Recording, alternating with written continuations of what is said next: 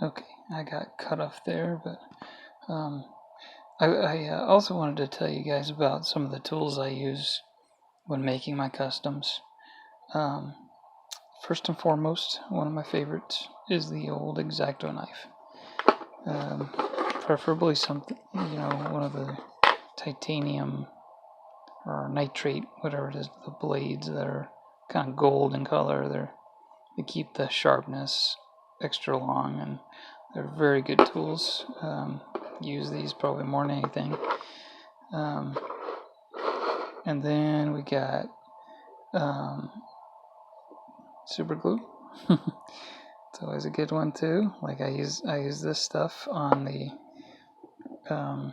boots, connecting those to the lower leg.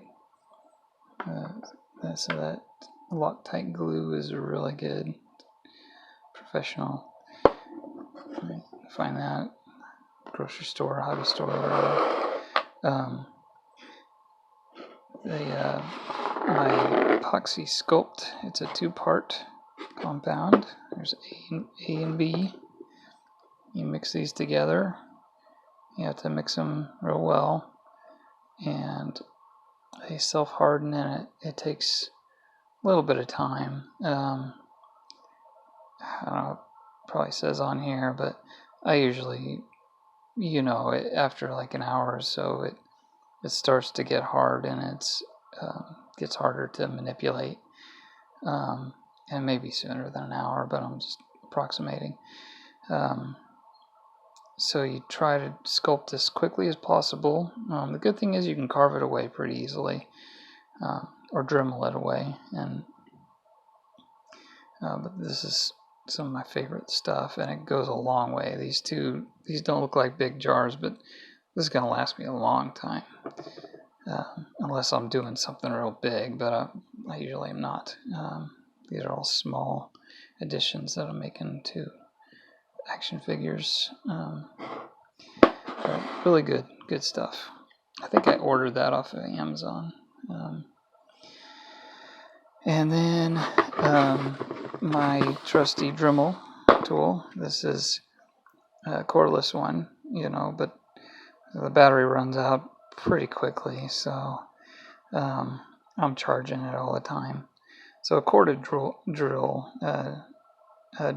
is going to probably be better if you're able to do that. Like you have a little shop, or something, you can just leave it plugged in all the time. But I'm working all over the house, so I like the cordless one.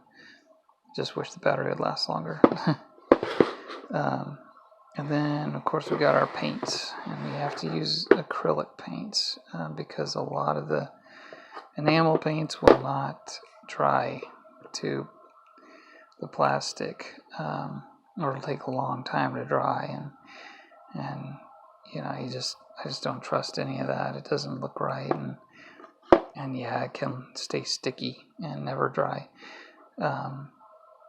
So acrylic's better. Plus, the fact that it's water-based, you can clean it up a lot easier, and if you make mistakes, it's easy to scrape away or, just quickly cover over again and everything. So when I'm doing fine details, I'll put a layer of acrylic paint on, and I can use a toothpick, and if I screw up, put a little too much in a certain area, I can scrape it away really easy with a toothpick, and the wood won't hurt the plastic. I don't have to use anything, hard and sharp. Toothpick will just scrape it right off, and I can get real fine detail with it too, precise. So it's pretty handy. So I did some badges, one for a custom flint that I made, and Lady J, and then I also did a belt buckle for Destro, and these were real small, fine details, and it really helped me to be able to kind of scrape away. And it's always best to work inside out because you can cover, you can cover with the wider area which is always on the outside. So when you're working real small, and a good fine tipped paintbrush is really good too, really important. This one's real fine. It's hard to see, focus on, but it's real fine, and you try to keep those as fine as possible. They help you get a lot of good details. And sometimes you can use a toothpick to paint, like eyeballs and eyes and things like that. Something real small. You can just dab it with a toothpick and just get a little bit on there, and then that can help you get that fine detail. That even the smallest paintbrush might not be able to get you. So that's about it. There's a lot of other tools I use. There's if you're painting a large area, like I'm gonna be painting, blue all over his legs and his midsection and his arms, and it's all gonna be the same blue. So what I'm gonna do is I'm gonna take some masking tape and mask off his hands, and then I may mask off his boots, or go ahead and spray those, and then I'll paint over them later. But I'm going to use this paint, spray paint, and it's gonna be paint that bonds to plastic, and you can find that in the hardware store, or Walmart, Target. I think Target has it too. And there's a few different brands, but it'll say on there bonds to plastic, and that stuff works real well. Usually you still have to put a clear coat over it, just like I forgot to mention, but you have to do that with the acrylic as well, or it'll scrape right off. So get a good either you can go with glossy or semi-glossy or matte. I like to do a glossy and then a matte on top of it. You just put a few layers of a clear coat on the acrylic to make sure it, holds that paint in, protects it real well. You don't have to worry about it. Another thing is when I'm painting this guy, I'm probably going to have to carve down some areas on him. His joints right here, that thin plastic piece, if I paint that without carving it down any, it'll scrape right off. Even if you put a clear coat on it, it'll scrape off. So there's not a lot of gap in there in between the torso and the arm. So I'm gonna have to take my X-Acto knife or my Dremel and take this arm, and I'm gonna have to sand it down and basically smooth it down a little bit to give it a little space for that paint. So, and I've done that before, and it works real great. And you don't even notice that it's sanded down, like, because that paint's gonna fill it in, like it's gonna look like you never did.